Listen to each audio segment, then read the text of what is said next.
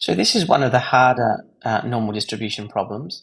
We're given x is distributed normally, and in this time we've got both things unknown. The mean is unknown, mu, or the expected value, and sigma squared, the variance is unknown, or sigma is unknown. To compensate, we've got two pieces of information to support trying to work out what mu and sigma is. We've got the probability of x less than 90 being this value, and the probability of x being less than 112 being this value here. So that's a bit of a compensation. Now, in class, we looked at this problem and we just left ourselves with the question, what to do from here? And many people were able to come up with the technique that would be most useful. So if you weren't in class or you've forgotten, maybe pause the video and think about it now. In class, we talked about the fact that when we have two unknowns with two pieces of supporting information, we should be able to come up with two equations using that information and therefore use simultaneous equations in order to solve for the two unknowns. And that's exactly what we do here. And the equations that we can use to solve are the Z equations. So we're going to take each of these in turn, work out a Z equation, and then go from there. So we're going to start in the usual way, and that is just do a really quick diagram just to illustrate what's going on. Again, in an exam, that can get you marks. We don't know what the mean is, so we leave it as mu.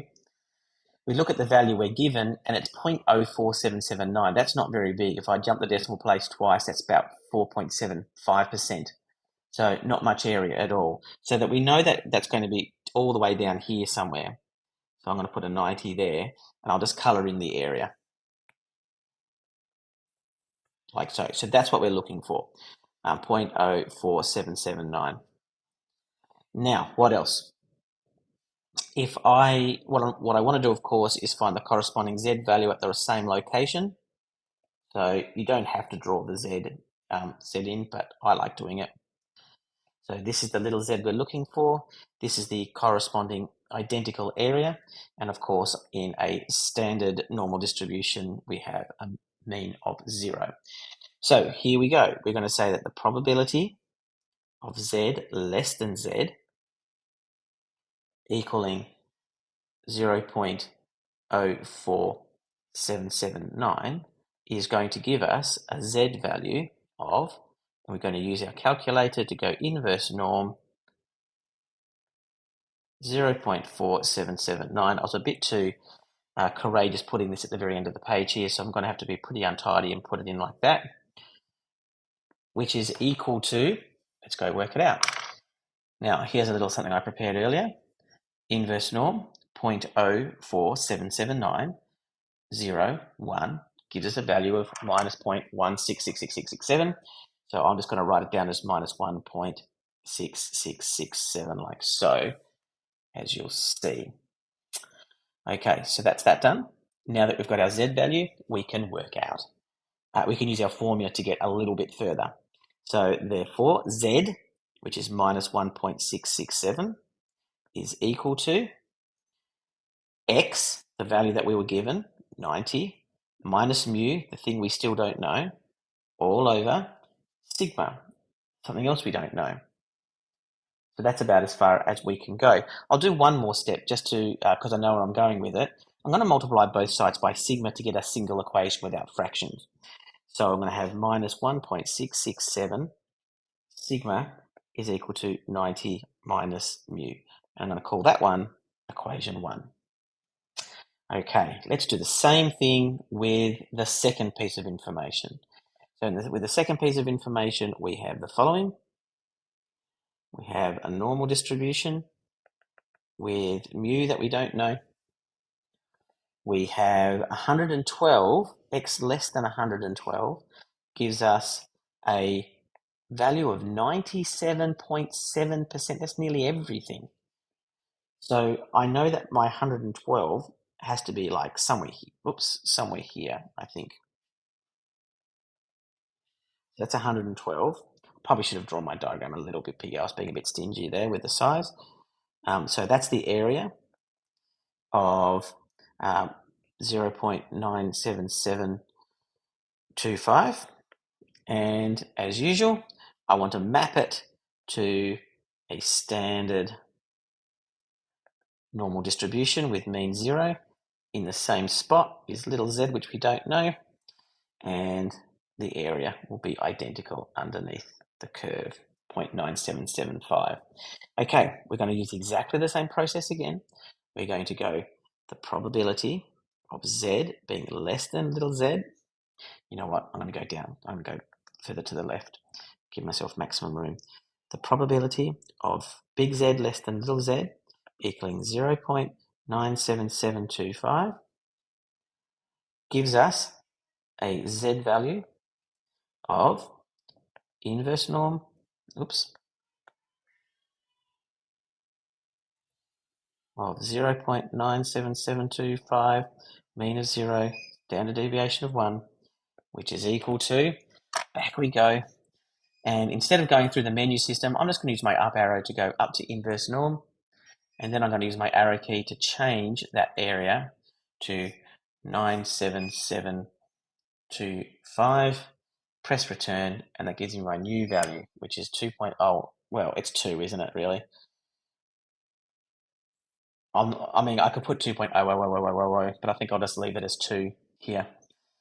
Okay, well, that's pretty good, which is not too surprising, really. 2 standard deviations away and 97.7% here, more or less. And we know that that's 2 standard deviations away. Just about, anyway. Alrighty, so we've got our Z value there of 2, and we continue the process just like we did up here. So we say that 2 is equal to, in this case, 112 minus mu all over sigma, which gives us 2 sigma is equal to 112 minus mu. And this is equation 2. So we've got 2 equations with 2 unknowns, and you might want to pause the video and have a go yourself and figure out what mu and sigma is from this point on, because these are effectively 2 linear equations.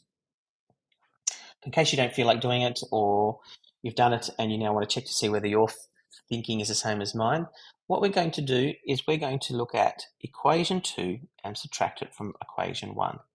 So we're going to use the elimination method. Why 2 minus 1? Well, I can see there's 112 there, and I can see there's a 90 there. And so I decided I would subtract 2 from 1 to keep those numbers positive. It doesn't matter which way you do it.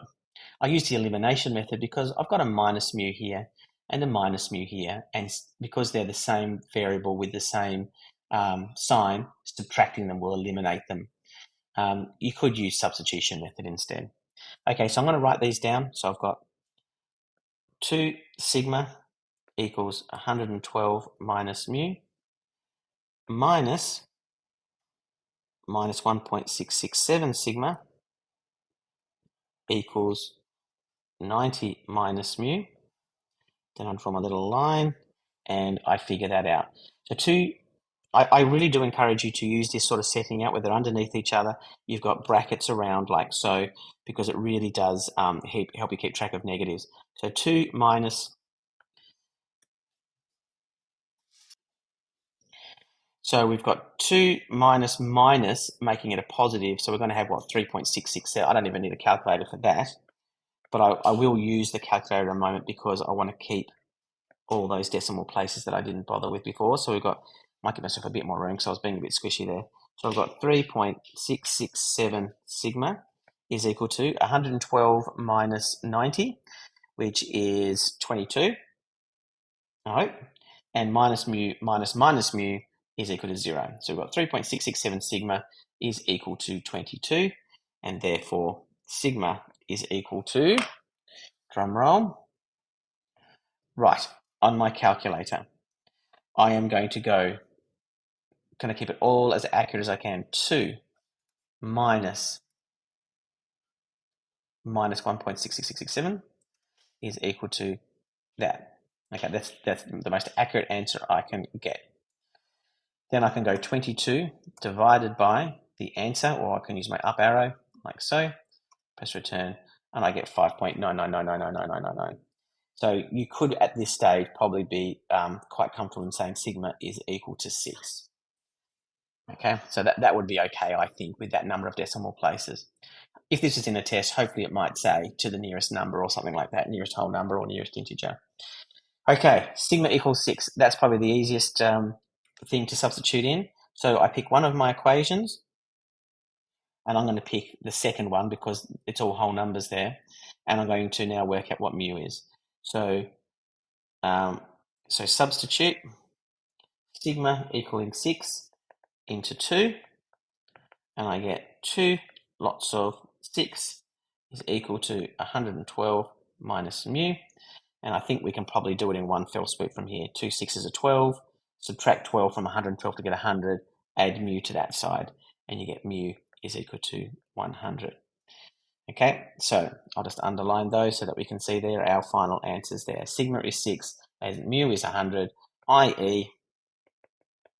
x is distributed normally with a mean of 100 and a variance of 6 squared.